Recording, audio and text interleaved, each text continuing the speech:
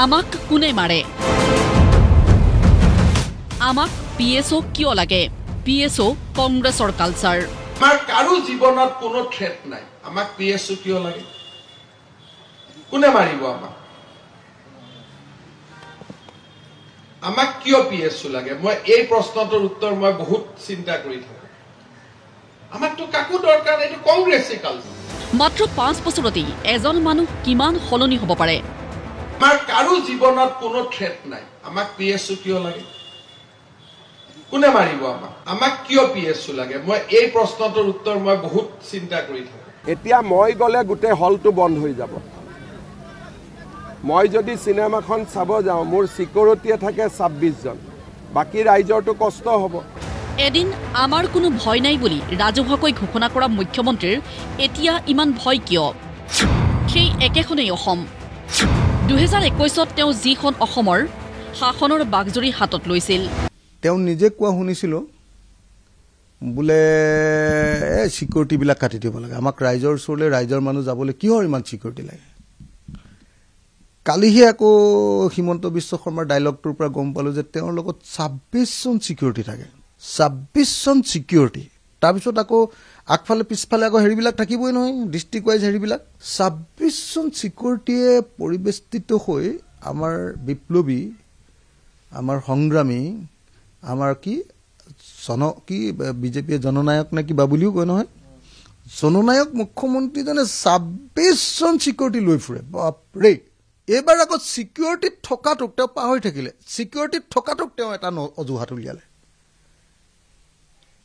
এটা কথা কওকচোন যে সিনেমা চাবলৈ গ'লে সিকিউৰিটিজনক সিনেমাখন চোৱাব লাগিব বুলি কথা আছে নেকি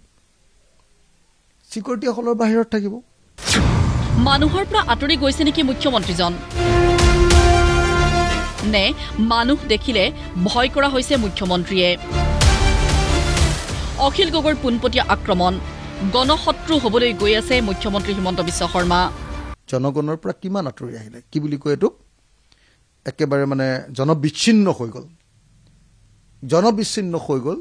আৰু অকল জনবিচ্ছিন্নই নহয় আপুনি গণশত্ৰু হ'বলৈ যে গৈ আছে আপুনি জানে নে নাই অসমৰ মুখ্যমন্ত্ৰী মই চাগে প্ৰথমবাৰৰ কাৰণে অসমৰ মানুহ এজনে এইটো কথা কৈছে গণশত্ৰু শব্দটো জুবিনদাৰ তদন্তৰ যিটো ৰেহৰূপ মই দেখিছো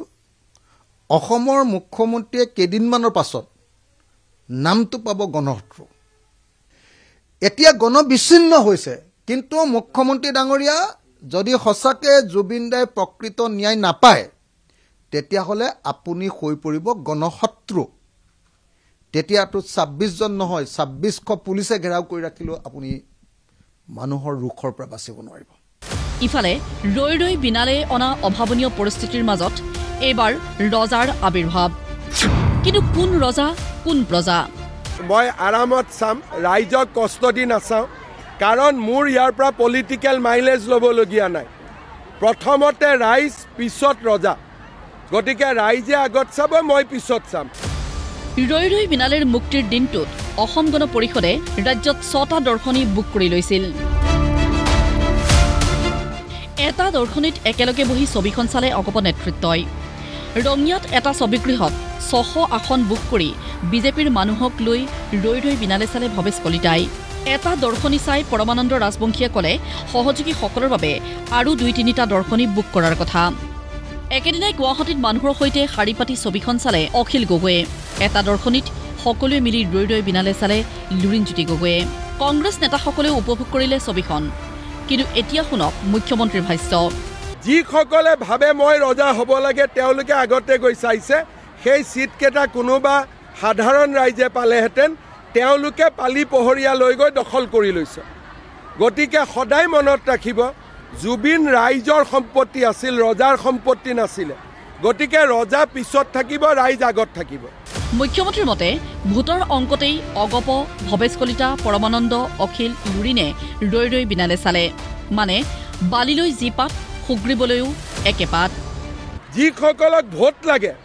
তেওঁলোক আগত গৈছে মুক্তো তেনেকুৱা ভোট নালাগে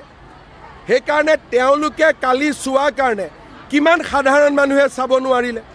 কোনোবাই 200টা টিকট লৈ লৈছে কোনোবাই 300টা টিকট লৈ লৈছে গতিকে ৰজাই লাষ্টৰ লাইনত থিয় হ'ব শিকিব লাগে ৰজা কেতিয়াও ৰজা কওক মন্ত্ৰী কওক বিধায়ক কওক তেওঁলোকে লাষ্টৰ লাইনত থিয় হ'ব লাগে কেতিয়াও ফাৰ্ষ্টৰ লাইনত থিয় হ'ব নালাগে ৰাইজে প্ৰথম চাব লাষ্টত মই চাম বিজেপি অগপৰ লোকেই আটাইতকৈ বেছিকৈ আসন দখল কৰি ৰৈ বিনালে চালে অথচ মুখ্যমন্ত্ৰীয়ে দেখিছে কাক ভাবিছে কাক ইমান ৰাজনীতিও ভাল নালাগে মুখ্যমন্ত্ৰী মহোদয় ব্যুৰ ৰিপৰ্ট প্ৰতিদিন টাইম